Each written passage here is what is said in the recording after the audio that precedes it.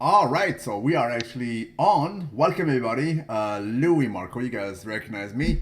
The gentleman in front of me, probably you guys don't know him as of yet. He just became a blogger, but he's way, way more than that. He's pretty much the beefest, the most muscular CEO in the fitness industry, Mr. Aaron Singerman of Redcon One. How are you, sir? I'm doing very well. I'm glad we had a chance to get on here and do an actual interview. You and I have spoken to each other for many, many, many hours, and then we had a chance to obviously hang out and meet and do some business together in Kuwait and also Dubai before that. So this is the first time that I've actually appeared on the channel, I believe. Correct. And as a matter of fact, the first time we were in contact was more than a year ago, actually. Yeah. Right? Back then, I mean, a lot of things happened since last year. It took you, Actually, a lot of I trial for me to contacted roll you. with you. And finally, I'm obviously a part of Redcon, and I'm very happy for that. So, as I mentioned, I what people, actually contacted you 2 or 3 years ago with Blackstone, I think. Wasn't I? Didn't I reach out to you and try to get a? Didn't I send you yeah, samples? several times actually, several Was it times, and 3D? well, I mean, you got me by chance because I did indeed have all the products of Blackstone Labs. Uh, One of them was Dust Extreme, which has the DMMA, Yeah, I and wasn't then around for that. exactly we're not around for that. And then he told me, hey, do you want to try something that does not have the DMMA? Because I think the DMMA is illegal in Canada, right? And me, I received like a letter by the government of 5 pages. You should not import DMMA. It's illegal. So wow, I stopped. You sent me your new product, Total War, and then wow, I took it with me with my girlfriend, so I was convinced. And obviously, the rest is history. You just mentioned to me today that your company, Redcon One, will be actually number one, the most progressive supplement company during the last year. Is that correct?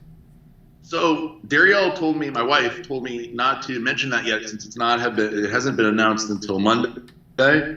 So she's like, don't jinx it or whatever. But I think, this is probably going to come out before Monday, but I believe that we will be announced from the big industry website, which is Stack 3D. Cross my fingers, knock on wood and everything. Because if I'm saying this now in the interview and it turns out I'm wrong, it won't look very good. But so she said not to, but the truth of the matter is we're in the top five, and the other four have been announced. So I'm assuming that on Stack 3D, which is like the big industry supplement industry website where they cover the news and anything related to nutritional supplements. They rate the best brand of the year, not the best new brand, but the best brand in total. And we were in the top five, and the other four have been announced. Yeah. So, assuming there's no fluke, then Monday will be announced the number one supplement brand of the year. And that is something that is very surreal and a tremendous accomplishment because the other brands that were up there are not new. The like some of the great brands this year. Ghost is relatively new. I think they may be 2 years old. They're in second place, but a lot of the brands have been around for a little while, and it's a big distinction. It's a pretty cool thing, and I honestly, by the criteria they're choosing, I had a good feeling that we were going to win. So it's assuming it happens on Monday, then yeah, that's right. Hopefully, it will. I did not edit the video yet, so I might publish it on Monday. Who knows? But listen, I mean, we met last year, 2017. But let me bring you back a decade earlier because it is the most significant thing in your life.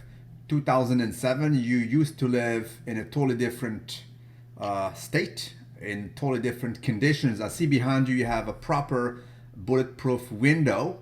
You live in a in a secure house, but you live in a exactly. So it is actually a hurricane region. You are in Boca Raton, Florida. One Right. of they call it the you call it the Boca Bubble, right? I do call it the Boca Bubble, yes. Boca Bubble, but not for the bubble gut because you're protected. No, no bubble gut bonanza here. It's the bubble is because this place is a bubble. There's very little crime. It's a very affluent area, and it doesn't feel like when you go to other places. Because I've been all over the country and all over the world. Boca always feels like it's like a different place. You go drive around, and it feels like you're on vacation a lot. Exactly. So a decade in 2007. That was the famous Hurricane Katrina. You used to live in New Orleans, in Louisiana. Tell me about that situation and how was your life back then? Right. So 2005 was Hurricane Katrina. That's five, correct. 2005. So I lived in New Orleans, Louisiana, and I lived in a little apartment. And at that point in my life, in 2005, I was pretty lost. I was addicted to OxyContin, and I was intravenously injecting OxyContin, which is OxyContin is an opiate that's oxycodone. And what they did was they made it into this pill that was supposed to be released over a whole day. But what people would do, and I'm assuming they still do, is they would crush it up and break the mechanism that keeps it together, and it would release instantly. So instead of getting it over a whole day, you get it, if you were injected, right? You would get it in just a few minutes.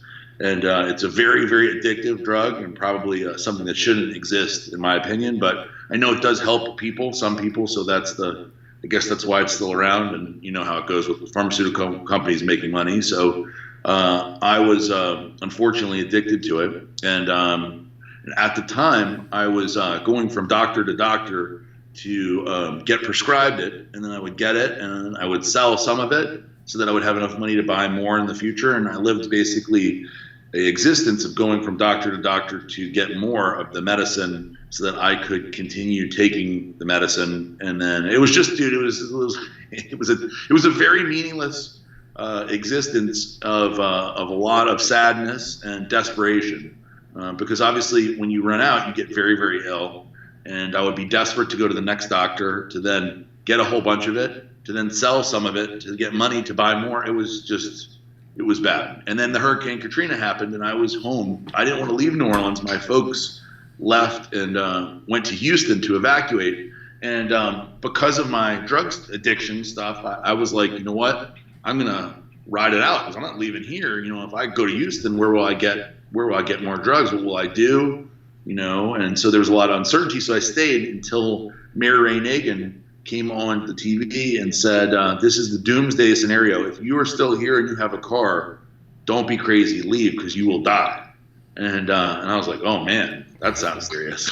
And I got in my car with one day till the hurricane hit. And it took me, instead of taking 4 hours to get to Houston, it took me 24 hours to get to Houston of nonstop driving, of being on the highway. And thankfully I had the presence of mind to get extra gas, because I had to pull over twice to fill the tank up with my extra gas, and I ended up getting to Houston. And when the hurricane hit, my apartment and my parents' house and all my furniture, all my possessions were destroyed. Same with my folks. And my dad had several businesses, and unfortunately, all the businesses were also washed away. And so I was left in Houston, stranded with no drugs, certainly no money, and no real place to stay. And instead of living on my own in my apartment doing drugs, I was with my parents in a friend's house and then a motel, while still on drugs. So you can imagine that it wasn't pleasant. Was it the turning point in your life when you said, hey, this is enough, I'm going to start over and try to build up something? Wasn't? Not even close. Wasn't the end of it? Was this before the famous, trip that you had in Holland or prior? Oh, so you mean so I went to Holland. That was actually, so I went to Holland in 2003, and my friend Ben Harrell, my best friend from high school and childhood, was going to Holland, and so I was basically I decided I would go with him. This is a whole different story, but since you like the story, I'll tell it quickly, and we'll go back to Houston. So I went to. This is just how crazy I was, man. It's like the stories that I tell about this stuff doesn't even seem like we're talking about me. Yeah. So like I tell this to Darielle, and I don't even think that it registers. She thinks it's not like reality, you know. So I went to Holland with my best friend and his now wife. It was his girlfriend at the time. And the reason I went was because I just always heard about Amsterdam, and I was like, this is a place I want to go. And at the time, I really wasn't fully addicted where it would be like desperation. So I was addicted, but it wasn't like where I was doing OxyContin, where it would be like, if I didn't have it, it would be terrible, terrible. It would just be really bad. So when I got there, we got to the hotel and everything, and I decided that I would get heroin there in the Netherlands, because I figured what better place to get heroin than the Netherlands, right? And I walked around. I couldn't find it until at one point I saw this van, this like big bus, and all these people were in line, and I realized that this was the famous methadone bus, because in the Netherlands, if you are addicted to heroin, they will provide you methadone and for free, and they will, and if you're on heroin, there's a place that people go and actually inject it, where they can sit there and get fresh needles and stuff. Very progressive country when it comes to addiction. They I don't know if I would say they support it, but I guess they kind of do it in a way, Yeah. Would you have that in Canada too, actually? Really? Yeah. I don't know if I agree with that, actually, but that's what they did. And so I waited outside till this gentleman got off and got his methadone. And when he got off, actually, I'd asked several people before I got to this guy. And I said, hey, can you get me heroin? And this gentleman said, yeah, of course. And he goes, if you buy it for me. And I was like, oh, cool, yeah, sure. And so he brought me down, and he ended up getting heroin at this train station. And he says, well, where do you want to do it? And I brought him back to the hotel. And this is the funny part of the story. So I brought him back to the hotel, and we did the heroin, and he left. And then the next day, I went and met him again, same place, same time, and we did the same thing again. And then as I was walking out of the hotel, the front desk guy, a very feminine man, he called me over and said, excuse me, sir. Said, excuse me, can you talk for a moment? And I was like, sure. And he said, listen, not judging or anything, but can you please not bring the homeless people in here to have sex with them? It was, it was very, very embarrassing. And I was like, what? And I didn't even, to be honest, I didn't even understand what he was talking about. And then it dawned on me that he believed that the gentleman from the methadone bus and we were in the room. So that was in your early 20s, because you'll be 38 in a few days, right? Yeah, 38, January 23rd. So I was 23 at the time. When I was in Houston, I was 25, and I lived. I guess it was kind of like towards the end, towards the end of me deciding, like changing my life and coming to what I call epiphany. At the time, I was living in a FEMA provided apartment. Are you familiar with FEMA? Yeah. So FEMA provides, if there's a disaster and somebody can't provide for themselves, they help out. And for Katrina, they helped out for quite a while, about 2 years. So I had the apartment, and at the time I was in pretty bad shape, and I was spending all the money that I had on heroin. So in the FEMA apartment, I was not able to pay for electricity. So my mom and dad always supported me as best they could without providing money for me to use it for drugs. So they always gave me protein powder, peanut butter, a gym membership. So I always had those things. So I always had something to eat. I always had something to do that was productive. But they were smart enough to know that they wouldn't give me money, right? So all the money that I was able to scrounge up would go to doing heroin. And it was extremely desperate situation. So all day long I would listen to podcasts and read books and do heroin all day long, and then be sick essentially until I met a girl that sold cocaine. Such a crazy story. So I met a girl that sold cocaine, and me and her became boyfriend and girlfriend. And she moved a large quantity of cocaine because she was a small girl. A lot of these bigger cocaine dealers trusted her. So she had a boyfriend that was an islander, this guy, and he ended up dying somehow related to the drug trade. And so she kept his connections, and she would actually continue to deal with the guys that she met through him. So she was getting, like a few kilos at a time, and then she would then cut it and then sell it to these other dealers who would come over. And then, they didn't want me there, so I would leave. She would deal with them, and then I would come back. They didn't want me around, So the appeal for meeting her name was Jennifer, was that she was this tiny little white girl that would not intimidate anybody, and they weren't scared. So like obviously when you're dealing with a lot of money and drugs in that kind of environment, there's a risk that somebody will kill you and take your money or rob you. Yeah. And so they felt like this girl was safe. So she did a lot of business, and when we started together, she paid for everything. And I actually kind of came off of heroin by starting doing cocaine. As crazy as that is. Amazing. It's crazy. This is proper. It was a really not the way that I would suggest people do things. But, so I went from doing heroin once or twice a day to doing shooting cocaine every 20 minutes, 100 times a day, until I had to like stop so that I could sleep. I'd be hearing weird noises and like hearing babies cry that weren't there and weird stuff, and so I would sleep, but in that period of time, it was not a good period of time. And one day we had a kid come over that we were friends with that I liked a lot. A nice guy who owned a construction company. And he came over and he was hanging out. We had hung out with the guy many times. And he did a shot, and we left the room, came back, and the guy had died. Wow. Yeah. So it was like 1 minute he was there, and then the next minute he was gone. And because we were friends, because I had seen death in person, like actually, seen somebody been killed and die before in person, close up. But to see somebody that I liked and that we were close, that I felt like I was close friends with, and 1 minute he's there, I mean, literally the next minute he's gone, and he had defecated on himself, so he had he pooped and stuff. He smelled terrible, and I couldn't believe that this was reality. And then she started yelling at me to move the body, to put his body into his truck and drive him off. Which is illegal. So I've read enough novels. Even back then, I was a voracious reader. I've always read. At that point, I was reading a book a day because I had nothing else to do with my life. So I would read and read and read and read and read. So the one thing that if you've watched CSI or anything, is if you do not touch the body. And because what happened was tragic, but it was accidental.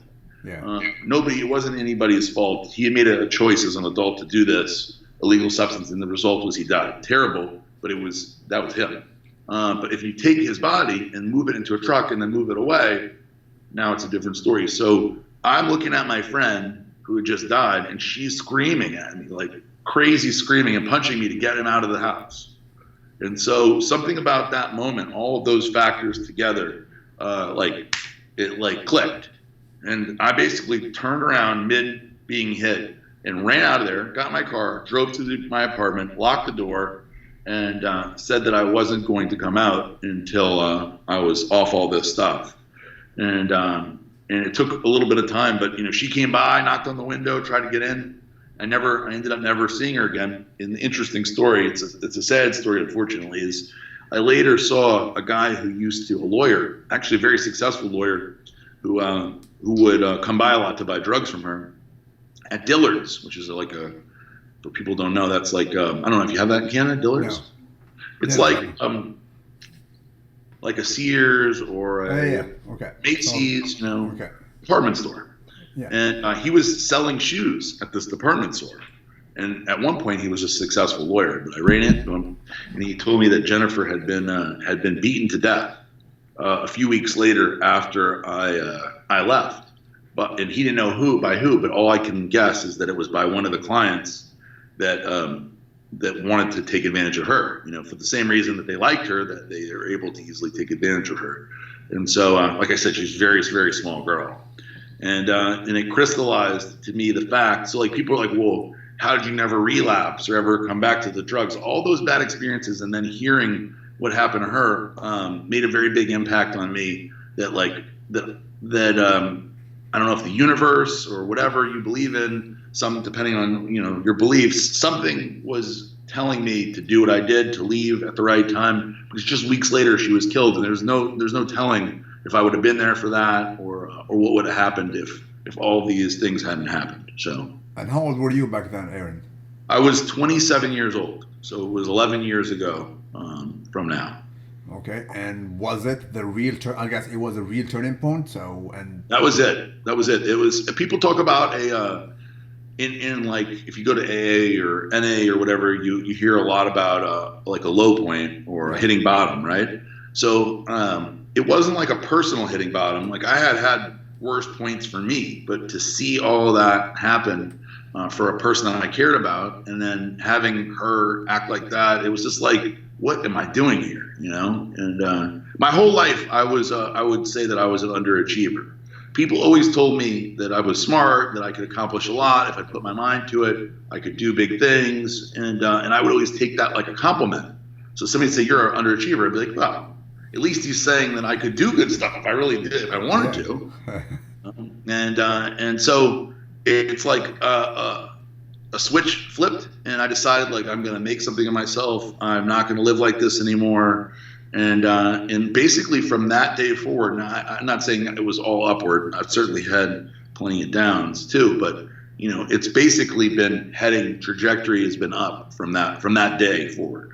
All right, so fast forward today, you are obviously a successful businessman. You own several supplement companies, not only Redcon One, but 50% of Dynamic, which is that one of Kai Green, and one other, right? What's the name of the other one? No, there's a few. So I own Iron Addicts brand with CT Fletcher. Yeah. I work with and own a portion of Run Everything with Daniel and Bailey and Rob Bailey. I own Prime Nutrition as well, 50% of Prime Nutrition. I own 35%, sorry, of Blackstone Labs. Yeah, which I'm not involved with anymore. You know, I'm no longer running it or participating. I'm considered a member instead of a manager, which would basically be like I also own Apple stock. So that's the same thing. I own Apple stock, and as it goes up in the market, I make money. And if it doesn't, it doesn't. But I don't have any. I can't call up, who's ever running, Tim, whatever his name is, who's running Apple, and say I want this done or the other thing, and nobody consults me. So that's basically what's going on with Blackstone. So I have a bunch of supplement companies. Okay, but you've been around the block. I know that you had supplement stores. You also worked in kind of a journalist side of bodybuilding for a known outlet. So what got you into this, and how did it happen? What were the steps? So when I finally got myself sober, I basically thought like, what am I interested in? What do I think I would be good at? You know, obviously I had no college education. I actually didn't even have at the time, I didn't even have a high school education. I ended up getting a GED. My parents wanted me to, so I got a GED. So I had actually left high school in my senior year. I didn't complete it. So I didn't have a lot of actual formal education, although I felt like I had a pretty good wide range of knowledge. But nobody cares about that. They want to see a resume. So I thought, what could I do? So I ended up getting certified, ISSN and NASM certified for being a personal trainer. It seemed like something I could do really easily. I was able to scrounge up the little bit of money was required to do that. And I passed the courses and went and applied for jobs as a trainer. And I ended up getting a job at a wellness clinic. I believe it's Turo Wellness Clinic in New Orleans. And it's like a gym, but they also do diet and everything else. It was mostly older people there. So I was training people there, and basically I was making it happen. You know, I was doing pretty good. I was responsible. I was on time. I was helping people to some degree, but I wasn't very happy. You know, I didn't love it. And one day there was a trainer there, this kid Danny, who had a brand new Porsche, which I know you would appreciate it. Yeah, I would. Yes. So he had a 911, and I remember him driving up in it every morning, and I would always look at it and be like, damn. Every morning I'd be like, damn, how come I don't have one of these? So finally one day, me and him got in a conversation, because he was always busy, so I never really even get the chance to talk to the guy. So he had a break, and I had a break, and he said, man, how do I get one of those Porsches? And I got to get a Porsche like you.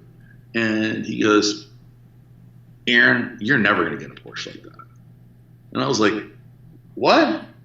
He blew me away that he said that. And he goes, I can tell from what you're doing in here, you don't love what you do. And I was like, no, I don't really love what I do. He's like, yeah, I can tell. I watched you. You don't love what you do. And he goes, I look forward to getting here in the morning. I hate leaving. I think about my clients at night. I love helping people. I love training these older people. A lot of them are older. I'm very passionate. I love it. Said, I want to make the biggest impact with them I can, and it's the best thing. I feel like I'm so lucky to have this job. And I was like, man, well, I don't feel like that at all. And he's like, that's why you're never gonna have a Porsche. He said, you need to figure out what you love, and do that. And I went home, and it made a big impression on me because he was right. I didn't love training people, and I didn't love the job. And so I went home and I thought about it. And I thought to myself, what do I love? Like what do I really care about? What do I love? And I thought about well, I like books. And I was like, well, what's that going to do? Could I be an author? And I was like, I've never really written anything. And I thought, the only thing I really love is bodybuilding. And I took an honest assessment of myself. I'm like, well, I don't really have the genetics to be a bodybuilder. I love Dorian Yates. So Dorian Yates was my favorite growing up. You used to love him, you mean? You used. I don't love him anymore, no. Okay. We may talk about it later, maybe. So I used to love him, and I was like, man, that would be really awesome to be a bodybuilder. Maybe I should be a bodybuilder. And I was like, that's not realistic. I'm going to waste my time. How will I ever be able to make a living? But I thought to myself, you know what? I also really loved Peter McGough. I loved his writing. I loved Joe Weider. I loved the story at the time. He's not around anymore. I liked Wayne DeMilia. I was like, wow, he runs the Night of Champions. He has these shows. He's the head judge in all the videos. I was like, that'd be cool. So I thought to myself, well, how could I be any of those people? And the only thing I could think of at the time was to write on the boards, because at the time the boards were very popular. And so I started writing on the boards as Aaron Singerman. So the intent from the very beginning was to find a career and a job. It was never to make conversation or kill time or talk bodybuilding. It was always to make it a career. So I would post as much as I could. And all my free time I post, I would listen to every single podcast. I would listen to Dan Solomon on Heavy Muscle. That was Pro Bodybuilding Weekly. Him and Bob Ciccarello. And I would listen to Larry Pepe. I would listen to Dave Palumbo. I would listen to everybody, all the shows at the time of the Muscle Mafia and all these. I would listen to everything. And then every show, when it was over, Carl Lenore, Superhuman Radio, I would write them an email after every show. And I would be like, hey, I would give them some kind of commentary on the show. And everybody ignored me. Nobody ever wrote back. I can't tell you how many emails I wrote, Dave Palumbo or all these guys, Larry Pepe and Dave. So I know them all now. And Dan Solomon's a close friend of mine. And so is Bob Ciccarello. I wrote them so many emails. Nobody ever responded. But one day, Carl Lenore responded from Superhuman Radio, which was very popular back then. And because I had written him a critical email. So I've been writing all these positive emails. So instead of writing a positive email, I was like, I'm going to write him an asshole email. And so I said, your sponsor, this guy that you're taking advertising money, can see eye drops. It's bullshit. It's like, and that's bullshit. No eye drops are going to make you able to see better. And I was like, you're a shill for this company. And so that got a response. He was like, what's your phone number? I'm going to call you. I want to explain to you why. And so we got on the phone. He called me. We got on the phone, and in the conversation, he was like, "You have a really good voice." He's like, "Have you ever thought of doing radio?" And I was like, "No." And he's like, "I think you would be good on radio." And I was like, "Really?"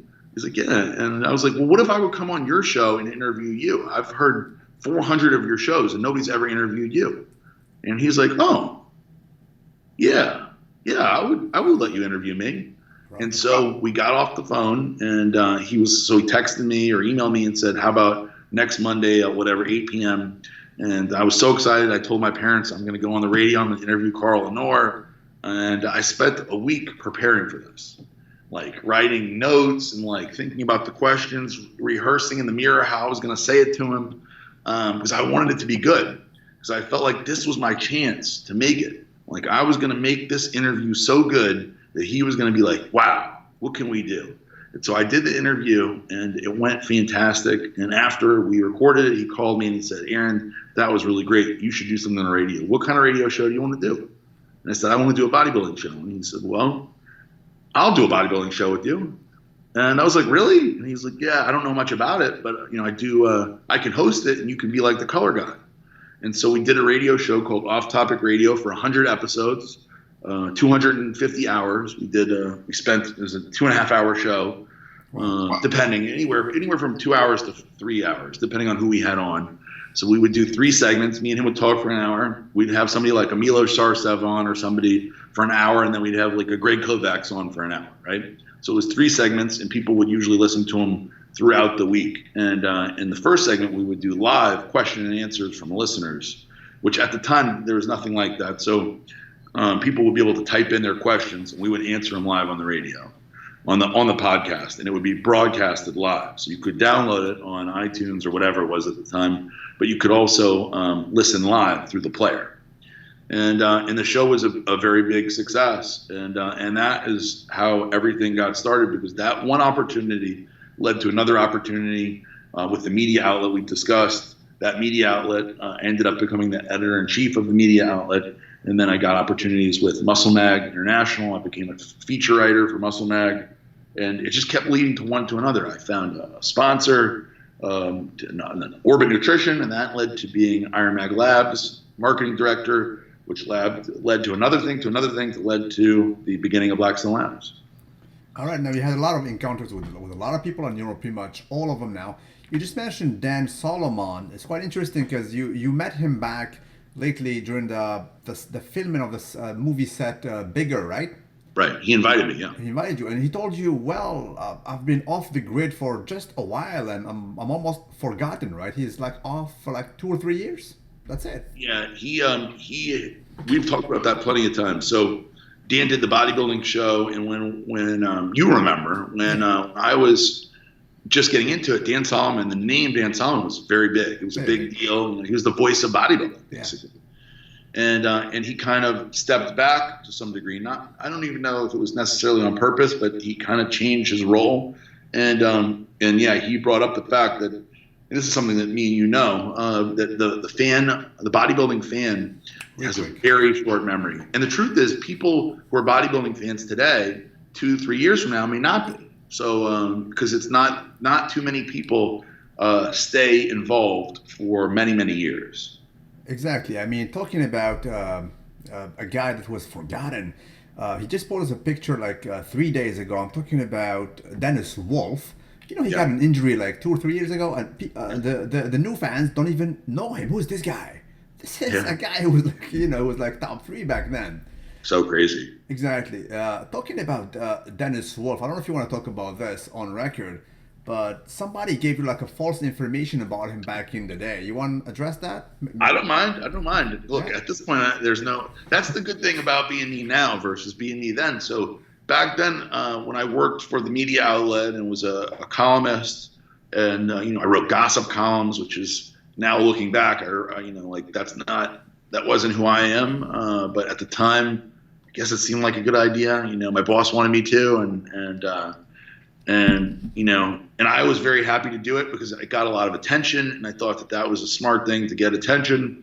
In retrospect, now I can tell people not all attention is good attention. Just like saying crazy shit just to say crazy shit is not always the best way to get attention. So, now when I think about attention, the attention I want to get is, I have children, I have 3 sons, and one day I want them to look back on me and say that I did it right, and that I lived a good, honorable life, and my legacy is very, very important to me. So, but at the time, I didn't think about legacy, and probably a lot of people watching now don't think about how they're going to be remembered or what people, because a lot of times you hear people, it doesn't matter what people think of you, but it does matter what people think of you, because ultimately that is what's left on this world, what people think of you and how you're remembered. So it's something to always keep. I try to keep that in the forethought of my mind, because a lot of times I'm very, even today, I'm very incentivized by making money.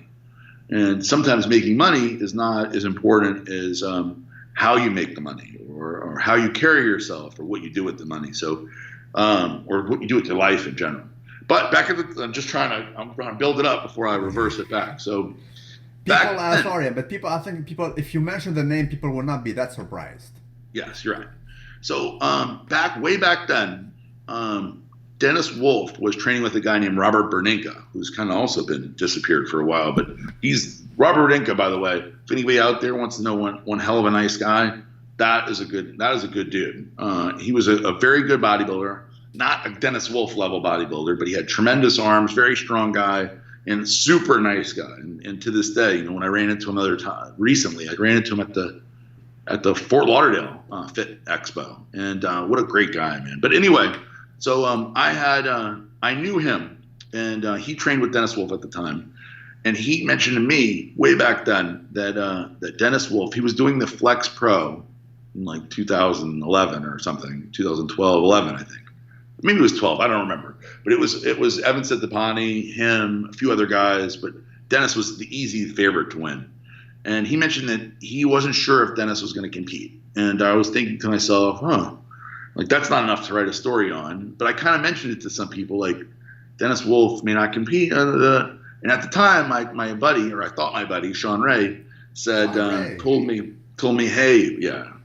So he told me, Aaron, yeah, I can confirm to you that Dennis Wolf is not going to compete. You know, the reason why is Steve Blackman, the editor-in-chief, the magazine owner for MD, had spoken to Dennis and told Dennis, don't compete.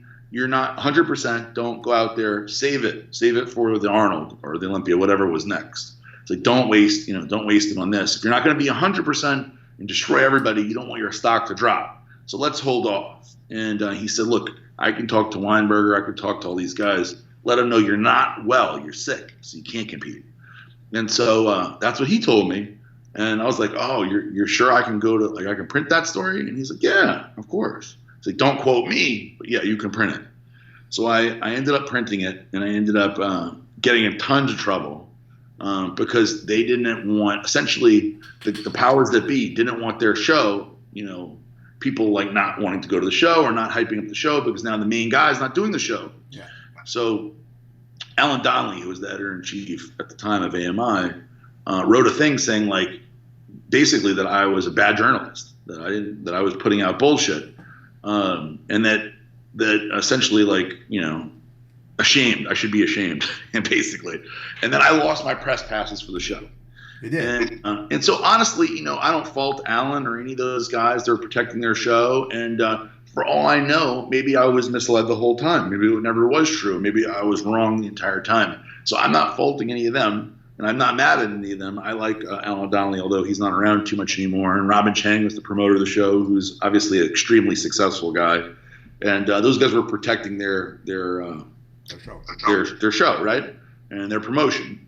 But on the other hand, so what Sean went and did that upset me is Sean ended up posting on the MD boards and writing an article basically saying what a scumbag this Aaron Singerman is. Dave should, get rid of him. This guy shouldn't be doing this. Like, what does he know? And I honestly couldn't believe it. And when I called him, like I said, I thought we were friends. And like, this is a long time ago, by the way. But when I called him, I said, basically, like, I thought we were friends. And he's like, oh, we are. I had to write that.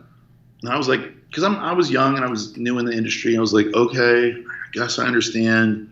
Could you just not write any more about it? Like, could we just drop it and let's just move on? He's like, of course, for sure, no problem. And then 2 days later, he wrote on the board again, another thread, started another thread and another little thing about, how I was a scumbag and how, whatever. And so that's that was the end of our relationship. I don't know if I've spoken to him basically since. Pretty much. I guess you're not the only one. And back then, no, that's not true. Yeah. He reached out to me a few months ago wanting me to sponsor his show. That's the last time we did. Now, I did not respond to that email, but yes, he did. He has reached out to me since, of course. That's eventful. I assume the Mr. Olympia back then was either Ronnie Coleman or Jay Cutler. Well, I was there for the Jay Cutler win, and then essentially when 2009 I was there for that, and then I was there for the entire Phil Heath stuff. I was also there for Dexter Jackson win, and that was it. So Jay Cutler, Dexter Jackson, Jay Cutler, Phil Heath. I know that you hold Jay Cutler very close to you as a friend, and you have a great esteem for him. You were with him like a few days ago, right? Yeah, we talk quite often. Yeah, he told me he was one of the only guys back then that basically believed in you and supported you in a sense, right? Yeah, Jay